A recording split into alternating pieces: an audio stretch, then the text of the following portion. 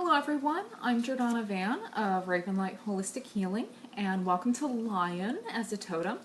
Now before we get into the good stuff, there are, as usual, a few things I'd like to mention. First, there are actually several different subspecies of lions, and this video isn't about any one subspecies, but about lions in general.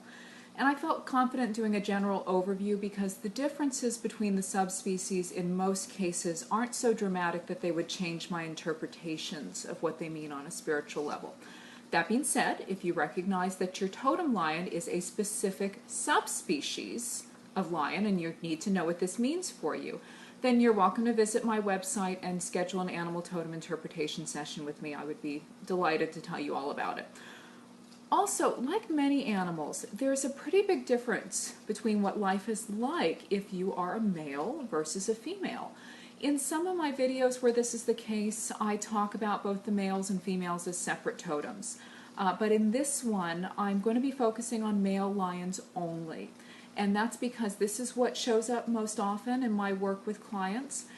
And the fact is, this info alone is going to be quite enough to keep me talking at you for some time. Though again, if you find that your totem is lioness and you want to know what that means, or if you just want the completely comprehensive overview of lion as a totem, I'd be delighted to work with you in a formal session. And lastly, I gotta tell you guys, this was one of the most difficult videos I have ever put together because there is just so much symbolism associated with lions, and I wanted to sit with all of it before I went about the process of creating the video. And I wanted to put together something that would be comprehensive without being overwhelming, but man, lion just had so much to share, which is very much a lion quality. They can be a bit overwhelming at times.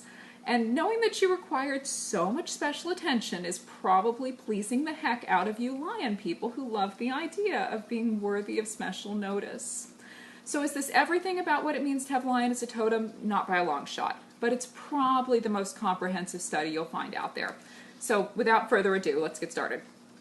Now, I'm sure you guys have all heard lions called the king of beasts, and most of you are probably aware of the innumerable ways that lions have been used as a symbol of royalty. Lions have been incorporated into the banners and shields of countless knights and kingdoms, from Estonia to Kenya to Scotland to England. Lions also symbolize Christ in the Christian faith, and Christ is often called the King of Kings. In the English language, the word to lionize someone means to treat them as an object of great interest or importance. And then there is the fact that the astrological sign Leo is represented by a lion. Now, not all lion people are Leos or have a lot of Leo in their astrological charts. Nor do all Leos resonate with lion as a totem. But this is one of those cases where those things do tend to go hand in hand. A large number of Leos resonate with lion as a totem, and a large number of lion people have a lot of Leo in their astrological chart or in an important position. So in Leos, one of the most recognizable traits is a regal attitude. And so as an example, when I was working on this video, I suddenly found myself thinking about the queen bee, Beyonce, as most of us would definitely consider her modern day royalty. And as it turns out, Her Highness may be a Virgo, but her Mars is in Leo. And while no one seems to know for sure, most astrologers think that her rising sign is Leo as well. And these placements would definitely contribute to that queenly attitude. And as well as the fact that none of us in our right mind would argue with it. Now, when we're talking about an immature individual, that I am royalty, I will tell you what to do and you will do it attitude can come across as self-centeredness and conceit. But in its mature form, it's confidence in one's worthiness of leadership, one's deservedness of love, and an awareness that what one contributes to the world is worthy of appreciation and compensation. It's not arrogance. It's just acknowledgement of what is. So if lion is one of your totems, there's likely to be an inborn craving for recognition, desire for other people to see you as special and to treat you that way publicly. Most lion people innately feel that they deserve the best in life. Good food, a comfortable, maybe even lavish home, an attractive and attentive mate, a position of leadership that affords a lot of perks, and whatever other luxuries they desire. And there's absolutely nothing wrong with this, provided that you keep in mind that the other part of the equation is being worthy of these things. So in a monarchy, at least in the idealized version of one, we're not talking Game of Thrones here, people, the king does indeed receive the best things in life. He gets to live in the castle. He gets to wear all the expensive clothes. He gets the best food, the nicest bed, and, the pick of the ladies in the kingdom. He also gets to tell everyone else what to do, and the expectation is that they will do it. But, and again, we're talking the idealized version of a monarchy here. All of these things are given in exchange for the king's service to his people. As king, you lead. You inspire your people. You make the kind of decisions intended to prosper the kingdom as a whole. You allocate resources wisely. You courageously take your place on the battlefield in defense of your country if it is needed. And you use your armies in defense of your territory, not against your own people. In essence, you make your people's welfare your priority and you protect their interests, and your people pay for this protection by giving you the best of everything. In A Pride of Lions, we see something similar.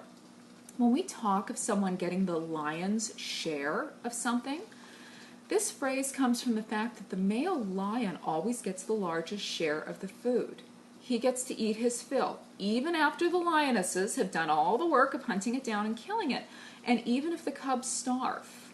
Now, this may look unfair, cruel, but it serves a purpose. The role of the male lion, first and foremost, is to protect. And that full belly fuels a strong roar and a healthy mane, which are signs of strength. Those things alone may be enough to keep another lion from trying to take over the pride.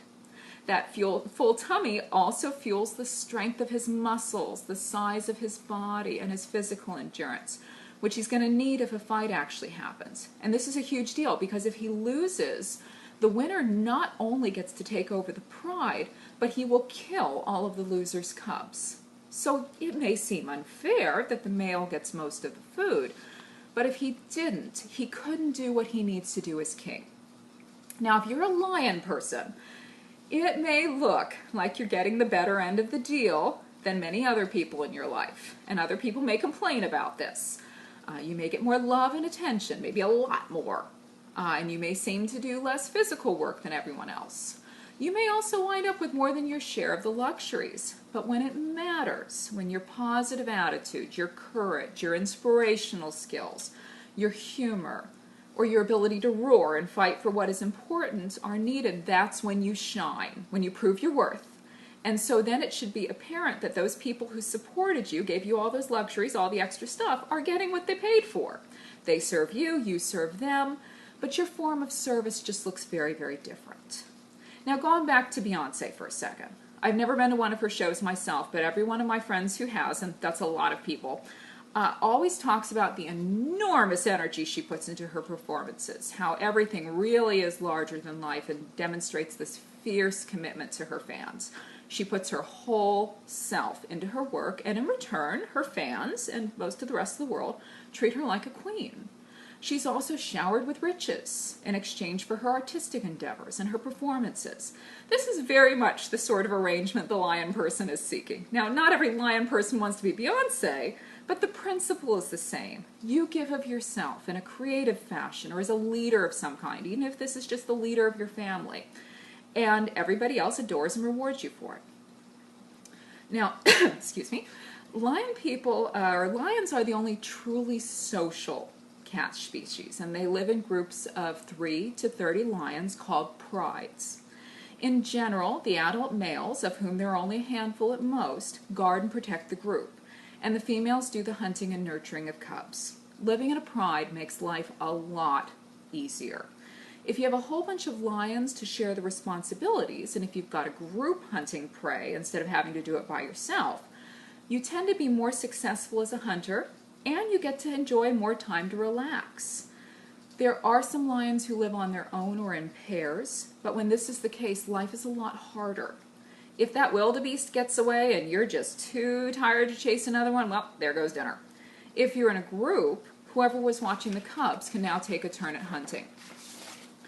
Lion people are rarely loners. They are healthier, happier, and more relaxed when they can identify themselves as part of a group. They don't have to be with the group all the time, but they have to know that a group has their back in times of need. 2, a king needs subjects. Otherwise he's likely to feel like he's not serving his purpose. Left on their own for too long, lion people tend to become depressed and feel overwhelmed. There's no one for whom they can shine, nobody to admire them. Now, in the pride, the females handle all the nitty-gritty details of living. They take care of finding and killing the food most of the time. They look after the cubs. So the male lion gets to, laze about as he pleases or just stand around looking intimidating until he's really needed. So for most lion people, it's often the case that they don't really enjoy handling all the nitty-gritty details of day-to-day life. It's not so much that these things are beneath them. The male lion, as I said, he can hunt if he needs to. But on the whole, they're just not really interested in doing these things, and they will either delegate the tasks to another as soon as humanly possible, to their local Virgo if they're lucky, or they'll just expect other people to take care of them without being asked. In their view, they're here to put their energies to much bigger and more productive uses, to accomplish goals. And all those paltry details, those could be handled by somebody who cares about that stuff. Why should it fall to them to write a grocery list or water the plant or pay the electric bill when others are far more suited to the task? So lion people may simply expect their parents or their siblings or later on their spouse or children or coworkers to handle the day-to-day tasks or other mundane details of life. The lion person will focus on the big important stuff, and often these are the things tied to the group's image, thereby making the group as a whole look good. And you'll support their ability to do this by doing all the little annoying tasks that are needed to keep the office or household functioning. The more the lion person shines, the more the group as a whole benefits. Now there's one caveat here. This arrangement works best, lion people, when you make sure to say thank you. When you're riding high and someone else is handling all the day-to-day stuff, it can be easier to forget how much easier your life is because someone else is doing all the boring things that you don't want to do. The more you remember to acknowledge others and thank them for what they do, the more they'll do those things with joy, and they'll be happy to see you happy instead of being resentful. Lions are often referred to as lazy because if they live in a pride, they may sleep up to 21 hours a day, 24 hours if they've just had a particularly big meal. But again, this serves a purpose. Lions can run a distance of 6 football fields in 1 minute, and their heavily muscled bodies are built to grapple. They can act with strength and decisiveness and move quickly when it's needed. But if they were constantly running and fighting, they wouldn't have the energy needed to win when their lives are on the line.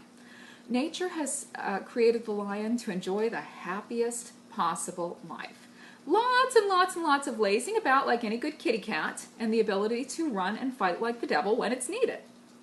Now, we live in a culture that really frowns on rest and glorifies constant action and attention, and especially we Americans.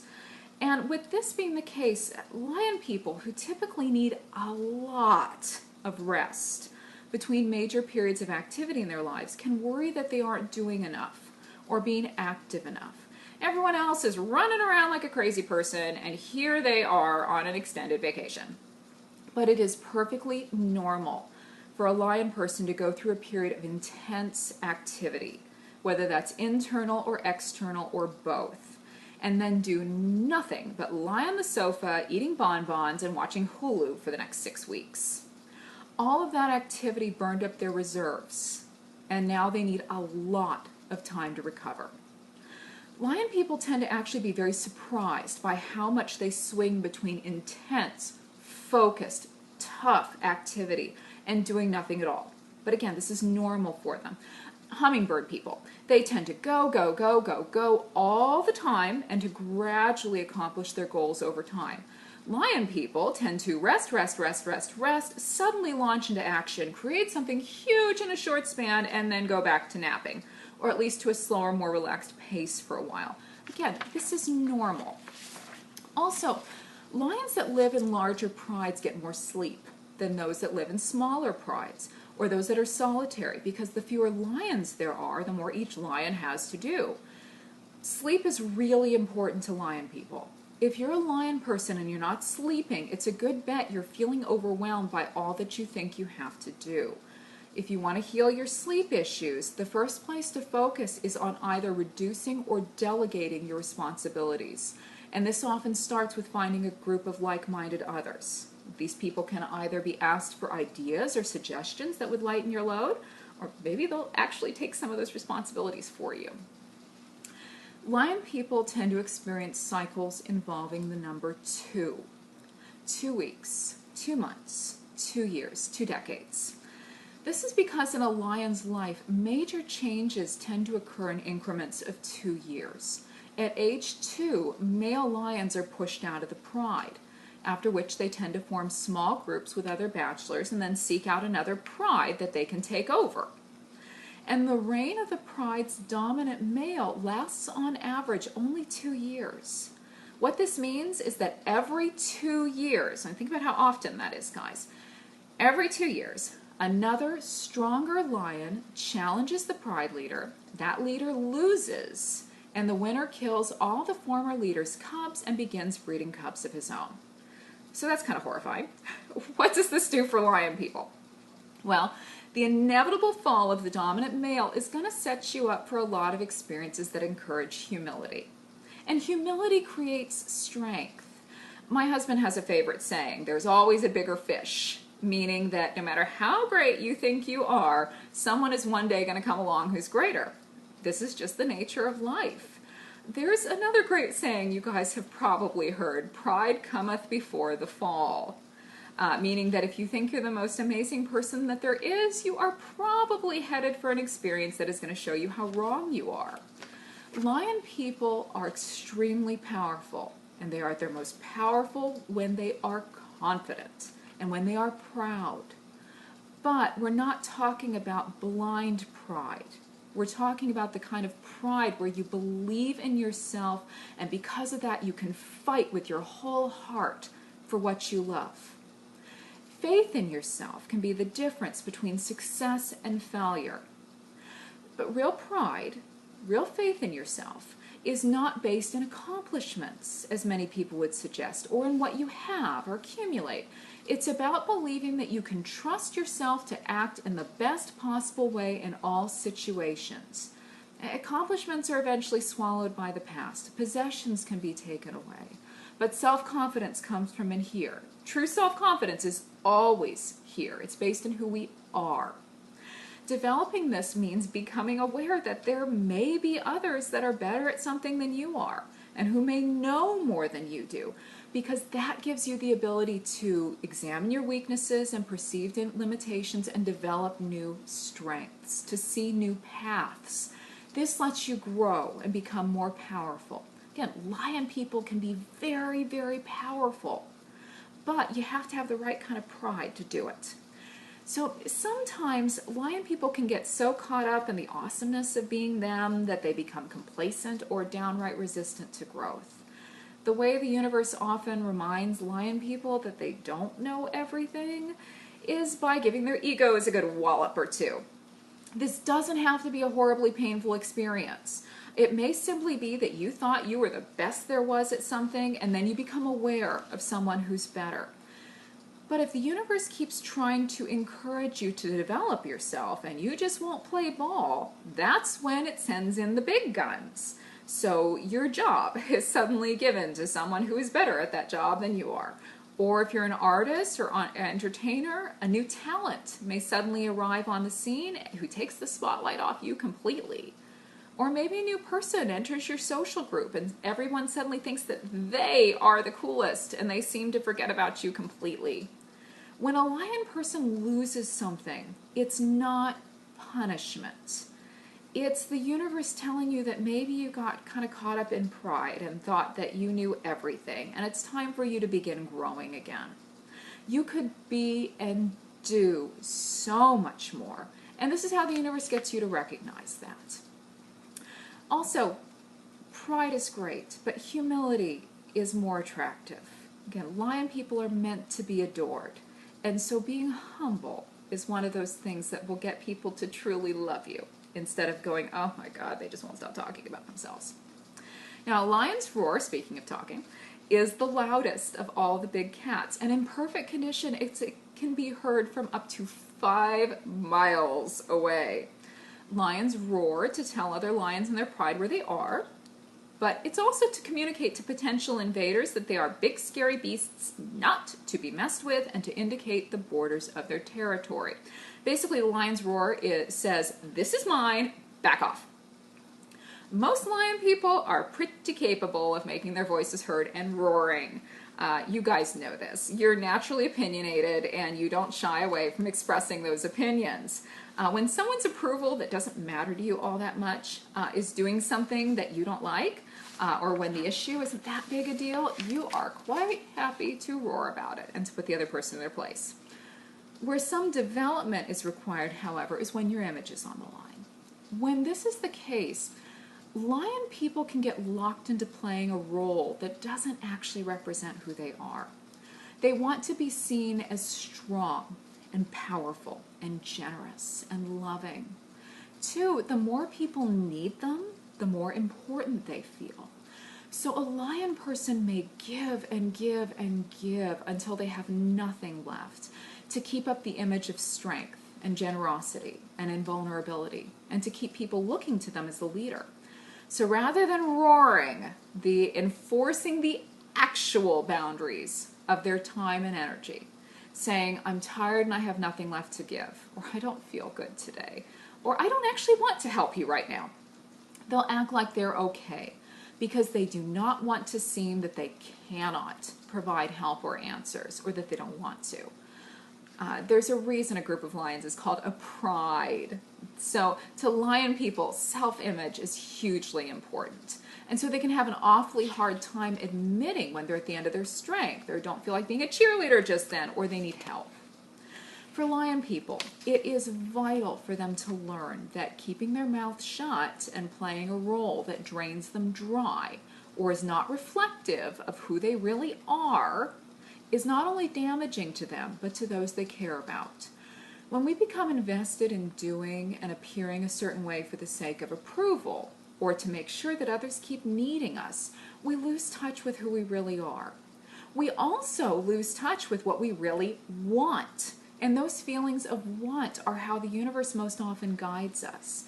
This means you probably aren't doing what you were put here to actually do, and that actually makes you a less effective leader.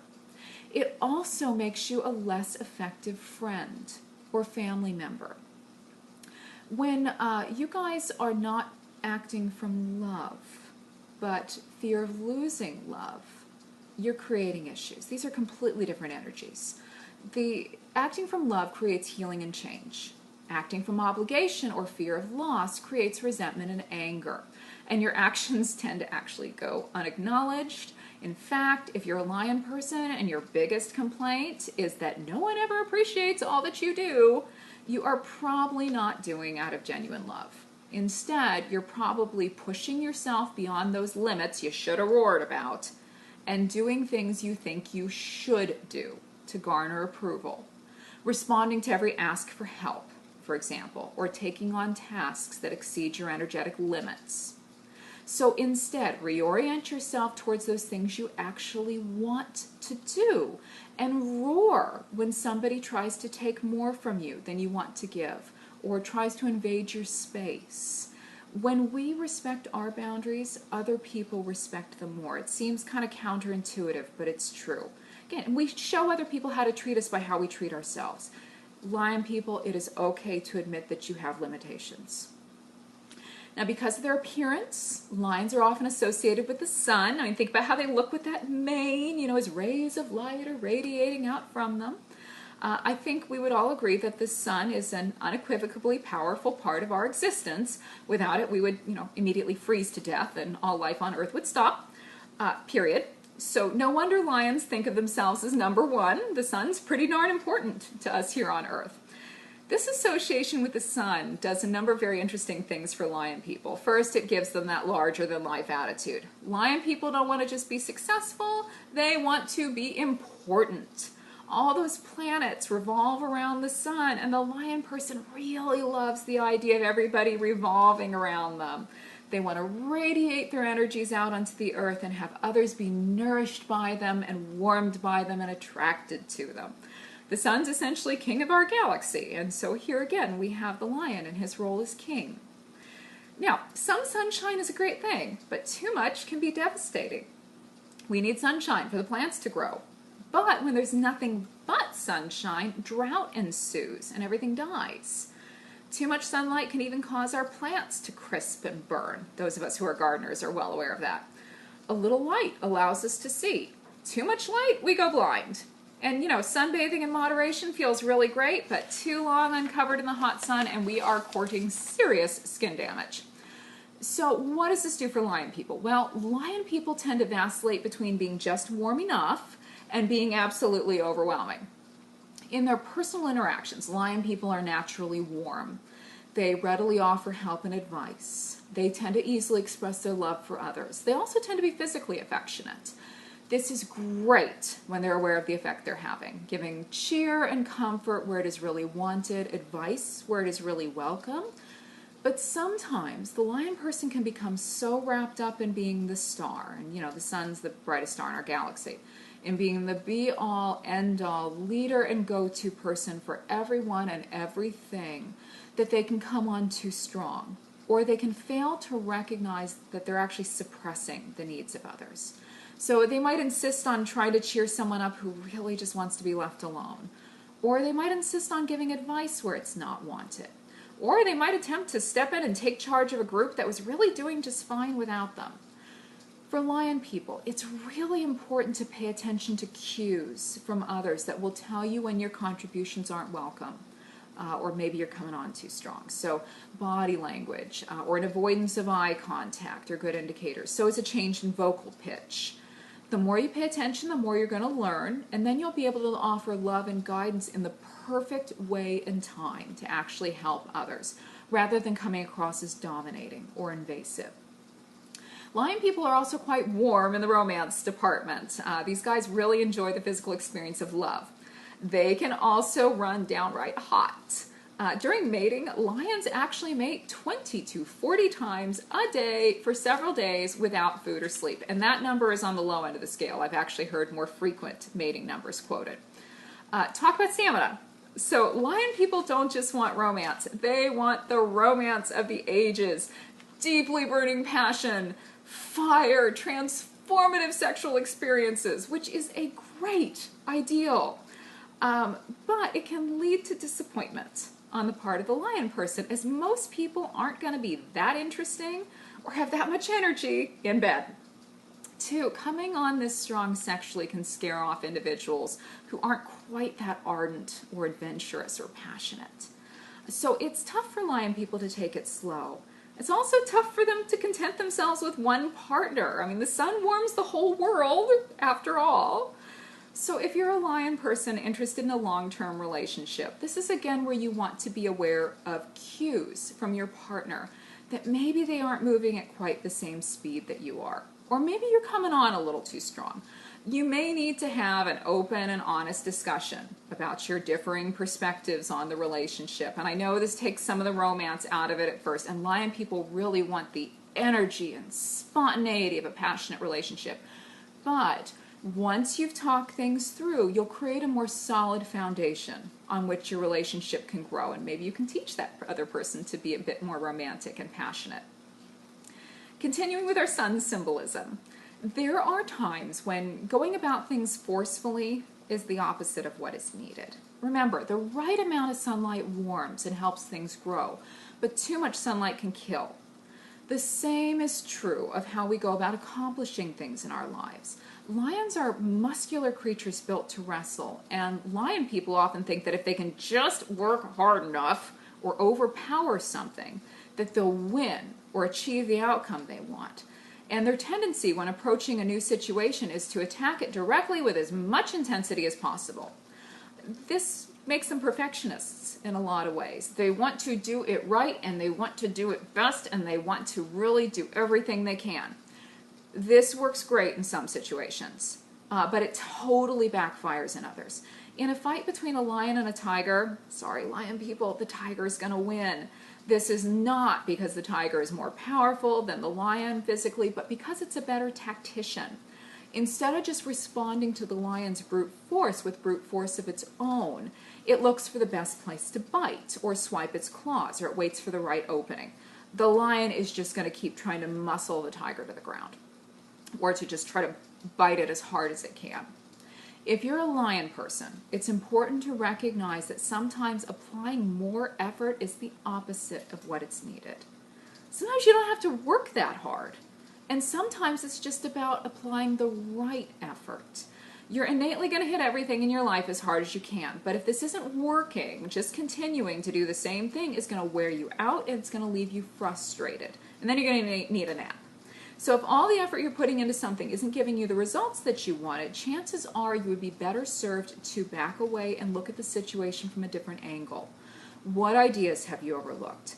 How could you approach it? How can you think more creatively about the situation? Are you putting in effort where you really don't need to? Are you being a perfectionist when you don't need to be? And maybe would you just be better served by letting it go for now?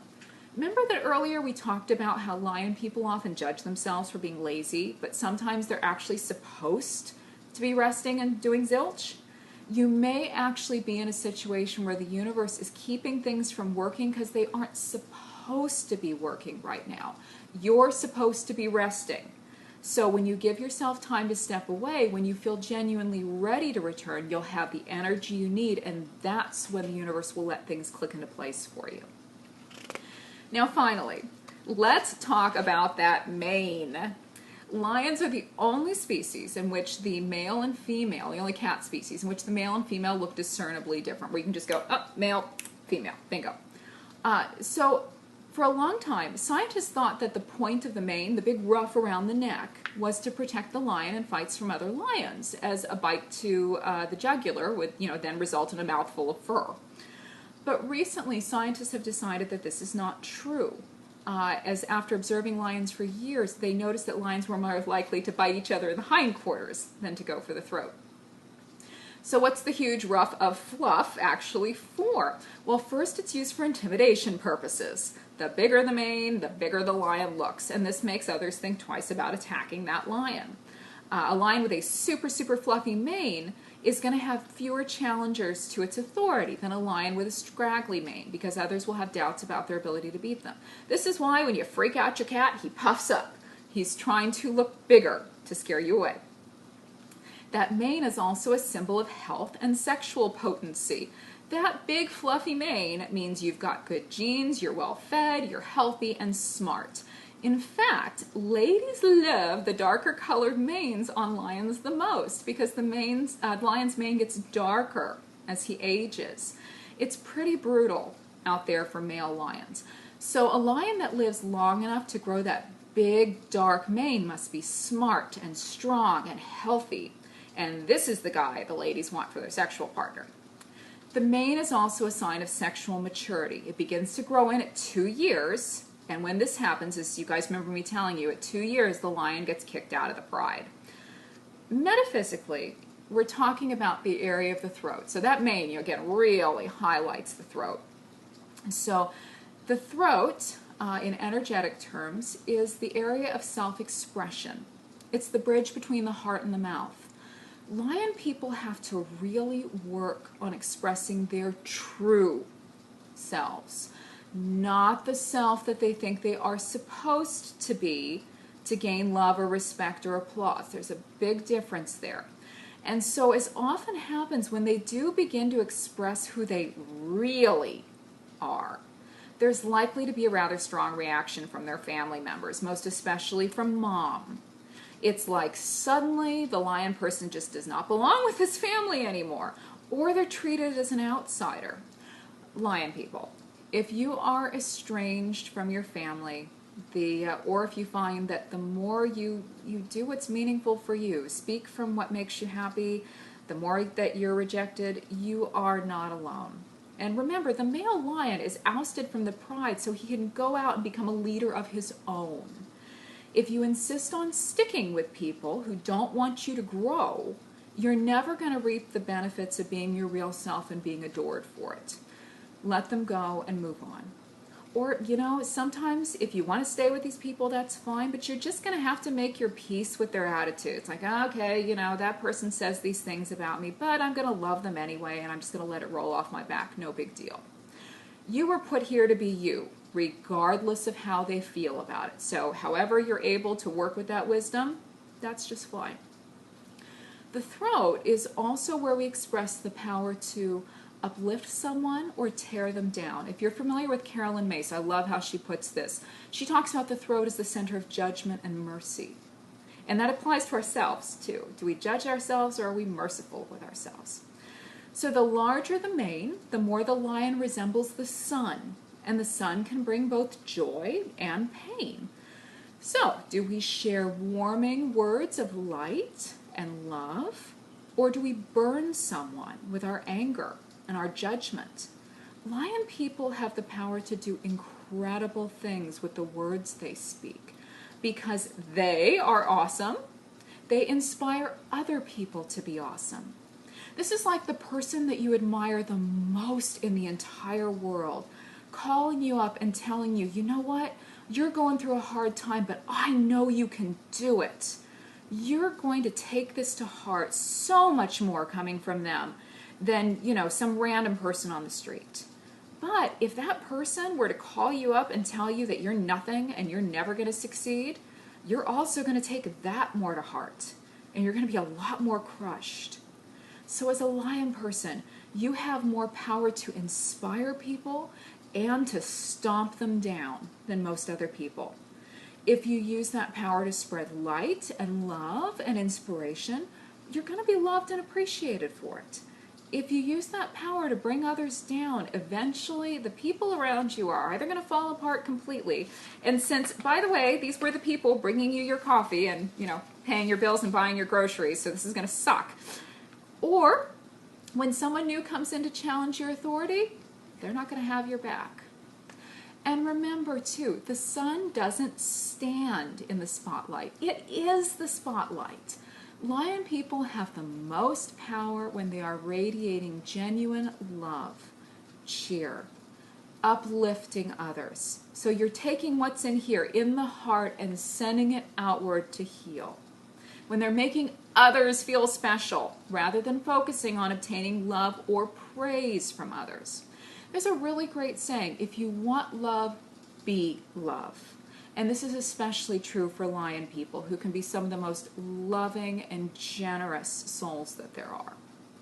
So I hope this has given you guys a good understanding of lion. But if you would like further information, you're welcome to schedule a session with me. I work with people all over the world. If you're wondering how, Skype, good stuff. To help them understand the unique messages of their animal totems and spirit guides, and also to help with physical and emotional healing, dream interpretation, figuring out what you're here to do with yourself, and a bazillion other things. And I would love to work with you as well. This is what I do for a living, and it is awesome. And so if you're interested in working with me, you can visit my website, which is www.ravenlightholistichealing.com. It'll tell you exactly what I do, what to expect, what I charge, how to book a session with me, all the essentials. I'm also on Facebook and Instagram at Raven Light Holistic Healing. Make sure you look for my business page and not my personal info, because I don't respond to requests on my personal page. And while I understand that you might like my professional opinion on your spiritual situation, if the question that you have is something unique to you rather than a general question, I don't provide this outside of a formal session. So if you're interested in guidance of this nature, please book a session with me. I would be thrilled to work with you. Have a gorgeous day, my darlings. Cheers.